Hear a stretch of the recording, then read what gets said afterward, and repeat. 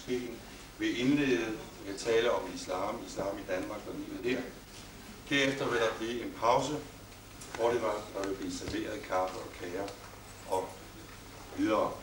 Derefter vil der blive stillet spørgsmål, det vil sige, hvis I har nogen, så kan I stille spørgsmålene, og så vil I kunne få svar, både fra Abu Laban og fra andre medlemmer af menigheden her måske. Det er sådan programmet er. Yes, please. Dear guests, ladies and gentlemen, it's my pleasure to meet you today here in al-Tawbah Mosque. This mosque is one of the Islamic centers in Copenhagen, where we are supposed to take care of the needs of Muslim immigrants. The Muslims who used to come and contribute to our Friday sermon are from different nationalities, but the majorities are Arabs. And on behalf of the people, the attendants of this mosque, I would like to welcome you here, and I'm so thankful for your interest to be in touch with educated Muslims and to get a proper image about Islam. And also I'm so thankful because you are ready to listen to me while speaking in English, not in Danish. The reason is that I'm mostly engaged with the immigrants. I don't have the opportunity to practice Danish language. Let's start from the very beginning. And let's have a look on this map. You know it, it's called Europe here. Everybody knows about it, especially teachers of geography. You know, about 100 years ago, if you look to the Mediterranean here, this line, like this, we have noticed a very special phenomenon. In the north part here in Europe, people started to lose interest in religion and spiritual services, while Europe is becoming more strong, more developed in all aspects. Even Britain and France have become an international colonial powers everywhere. So in the northern part of the Mediterranean, people had lost a lot of their interest in religion, spiritual values, and so on. They are victorious, they are a strong civilization in materialistic sense. Let's look on the southern part. It's the contrary. Here, the defeated countries, from Morocco to Turkey here, we have been occupied by European countries. But what happened, the reaction in our area, is the contrary. We become more interested in knowing about Islam and to recommit ourselves as individuals and institutions and governments, if possible, to Islamic commandments. And that's why the people in the West are puzzled. Now we are in the 20th century. We are speaking about science and technology. We have landed on the moon. We have become gods. We can think, we have computers, everything. We don't need God anymore. Why Muslims making all this trouble? What does it mean to be a Muslim? What is the future of the conflict or the relation between Europe and Islamic or Muslim countries? Dear guests, this is the real problem which we are going to tackle today. My role is to explain Islam in its basic commandments as a religion revealed by God, Allah, the Creator, to a man, a human being called Muhammad, the Prophet of Islam, who was born in Mecca about 1400 years ago. And then we shall also try, I think you have a lot of questions because of your daily contacts with Muslims here, because of your jobs and professions. You have a lot of points you would like to get answer about it. If you are a teacher or a physician or a civil servant, an officer in the government, you deal with Muslims. The number of Muslims in this country is increasing day after day because of refugees, people who had come from Kurdistan, Iraq, Iran, Lebanon and Palestine and so on. So in my work also, I shall include some practical matters or subjects for your interest and for your knowledge.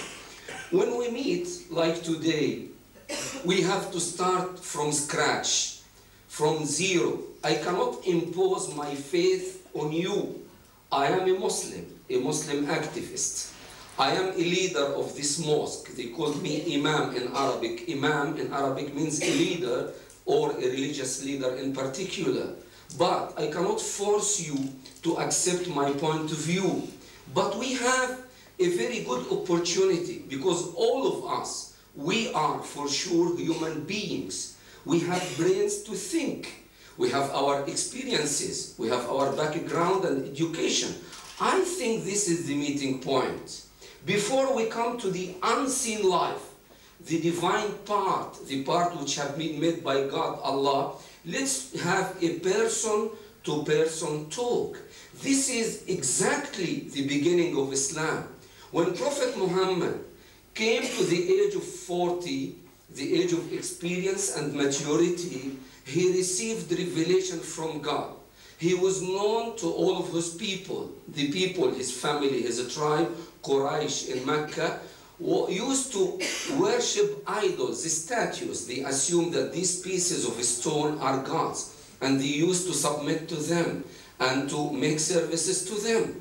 But Prophet Muhammad, when he came, he was not pleased with such kind of tradition, and he had started his intellectual process. Islam was not spread under gunpoint or by the sword of Islam. I think this is one of the biggest points which should be discussed very clearly. When Prophet Muhammad in Mecca, like Jesus in Palestine and Moses in Egypt against the tyranny, the dictatorship of Pharaoh, they have been leading a minority of people. They were powerless. Prophet Muhammad has no army whatsoever when he started in Mecca. The power which he had at that time is the power of reason and logic. This is the only thing he had used for continuous 13 years before he got a permission from God Allah to leave Mecca, where he had been born, the holy city of God, and go north to another city called Al-Madinah, where the tomb or grave of Prophet Muhammad is available there, and where he started the practical side of Islam to establish the first Islamic state in history. From our point of view, it's a continuation and confirmation to what Jesus had done before, Moses, Abraham, Isaac, all prophets of God. So dear guests, let's start from the scratch. I have brought with me a book, a small encyclopedia in psychology, written by Western psychologists, about 26. I have counted them before I come here. It is called The Process of a Human Development. And they put here in the cover a photograph of a baby, some photographs different, and here black area. What does they mean? They mean it's the story of human development in psychological aspect from birth to death. This is the area of science in the West for the time being. They start from birth of the baby to the death. When we have a funeral, we go to the graveyard and we bury the deceased person. But in Islam, we don't feel that it's a complete story. I don't assume that Jesus will accept this proposal, nor Moses or any prophet of God's. How we approach the idea, let me explain to you.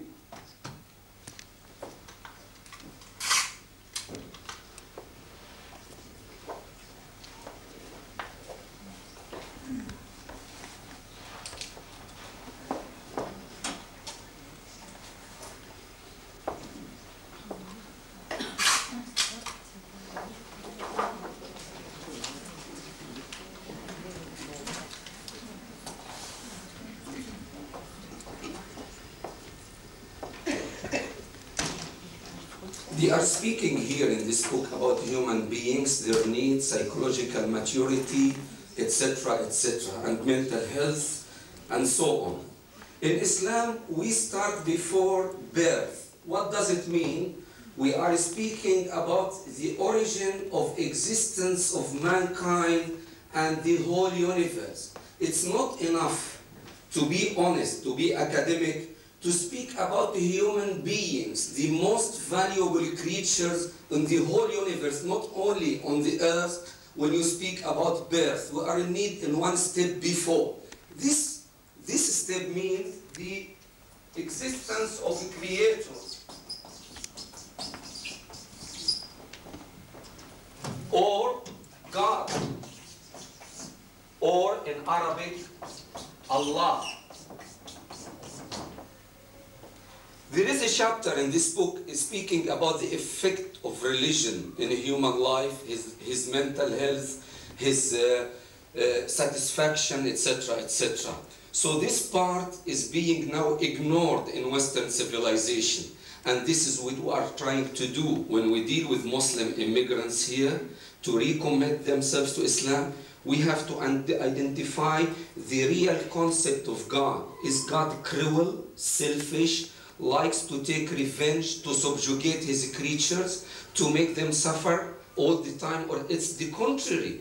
If we know God, if we believe in his existence, if we know his super qualifications, I think we come to the real answer. We will start to love him and to try to know his law and commandments. Most of you are teachers. I remember my own son when in his first day to the school, he was a little bit frightened because it's a new experience. What school means to him, it's unknown. So he is a little bit afraid. But once I take him to the school and he started to meet teachers and to know about the situation and to see the love and care of his teacher, he started to like and to love his school. He likes to wake up early in the morning and to have a good conduct, to do his homework, to be a very efficient pupil. This is exactly what happens to a Muslim now. When we know about Allah, our Creator, who had originated life on this earth, we do not believe in Darwinism or evolution, because if we assume that we have been developed from monkeys or apes or chimpanzees, another question will come: who had created the monkeys? Another answer, and we go ahead. Who is the real Creator? I think the majority in the West, and let me be frank with you, because unless you understand this area, you will never know about the motivation and interest of Muslim to commit to Islam and to practice Islam. Why a girl in school after puberty age would like to follow her mother and put a scarf? What for? She is trying to please God. Again, we come to the same area. Unless we know it very clearly, everything will be puzzling and confusing to the people in the West. So this is a part of a story. I think now we are academic. Not only here people of this encyclopedia, we have the first part, before birth of mankind, the creation of mankind, the creation of Adam and Eve, the first man and first woman. Unfortunately, it's a clear and direct understanding of life, but a lot of people in biology and archaeology and so on are trying to prove the contrary, that we have developed from apes, and to ignore the existence of God. It's very simple, by common sense, and I will come to it later on. Now we are in need of another step further. It is the hereafter.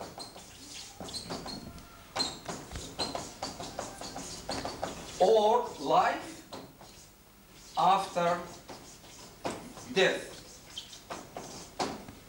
Every story has a beginning, an introduction. If you go to a film, a theater, you watch a play or a movie film, it is complete from A to Z. When we say we have died, people who had done bad on the present life have not been punished.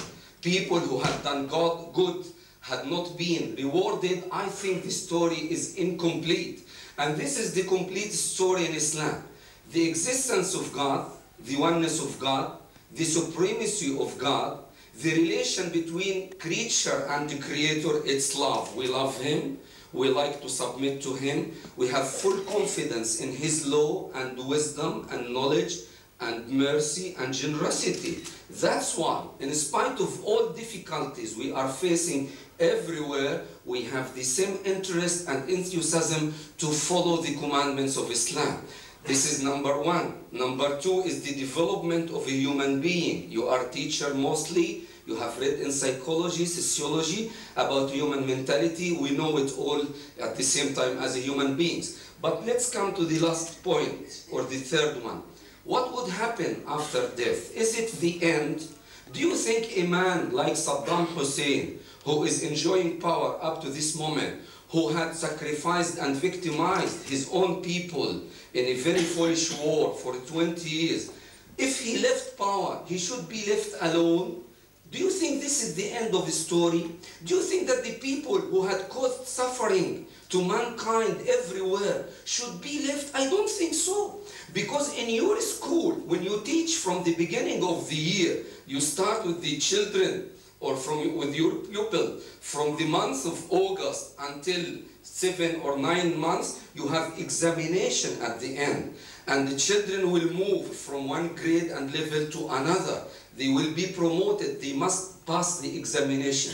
And this is, from our Islamic point of view, the concept of life. We believe that life is a matter of test. And we have been given the opportunity to, by the guidance from Allah, by our own intellectual capacities, to think about it and to perform life in the proper way. It's common sense, it's logic, I feel, that once we die, it's not the end of the story. There should be a life after death. Any reasoning by intellectual capacity will lead to the same result. Dear guests, let's come back to Prophet Muhammad before I put you in the picture about the basic commandments of Islam. I just explained to you that Prophet Muhammad, as documented in Quran, had spread the word of Allah in Quran to his own people, and his own people had moved to Syria, Iraq, Iran, Egypt, Northern Africa, to tell people about the last testament. So we have Old Testament, the Torah, the New Testament, the Bible, and the last testament, the Quran. The way Prophet Muhammad did it, it's 3 eyes, just not to forget. We have 1 eye, plus another, plus a third one. It is individual, intellectual, initiative. You may assume that I am a Muslim, I have educated myself in Islam or Islamic theology because my parents are Muslims. It is a part of the story, it's a part of the truth. But the full truth is that I am a Muslim because of my individual interest. Islam is based on that. No subjugation, no force, no compulsion whatsoever for yourself or the other people, as I have proved to you, because Prophet Muhammad has no army in Mecca before he had faced the trouble with his own people. It is individual, that every individual is not allowed to imitate the society and to follow blindly. He must rationalize, must think about himself, about his destiny. It is intellectual because he has to use the most valuable part of his body, which is the brain. It shouldn't be kept idle. It shouldn't stop in a certain point. Number 1, number 2, and number 3, all the time. This is science, the real science. Thirdly, it's initiative from your own inside. When we come today with your kind initiative to visit Masjid al-Tawbah, it means that all of us has the awareness about the real needs and suffering of mankind in the present time. What is the solution? Muslims had come to Europe, they are settling, they are getting residence permits, they have their own needs, they are exposing their culture to the people in the West. Western countries are making business and industry, exporting to the Middle East, to the third world, etc., etc. So when we meet today, it means that we are really serious. We are trying to understand each other. We are trying to know the reality. We would like to start from the very beginning. If we keep on ignoring the reality, the existence of God, I think we will suffer more and more. As I mentioned last time with the first group, that communism have been born here in Europe, have been exported to Russia and Eastern Africa and some parts of Asia, had been implemented for 70 years and then collapsed. It means it was a false theory. But some people had believed in communism, and then they discovered, like Mr. Michael Gorbachev was very brave to tell that communism is not valid anymore. Atheism, the disbelief in God or materialistic values are not accepted anymore. This is, ladies and gentlemen, the beginning of Islam. Prophet Muhammad, as written in Quran, "Ud'u ila sabili rabbika," I will recite in Arabic, call people to the path of your Lord bil-hikmati, by wisdom, wal-maw'izati al-hasana, in good preaching, wajadilhum billati hiya ahsan, and argue or reason with them or debate with them in the way which is best. This is exactly what Prophet Muhammad had made until he was expelled from his own city Mecca and went to Medina.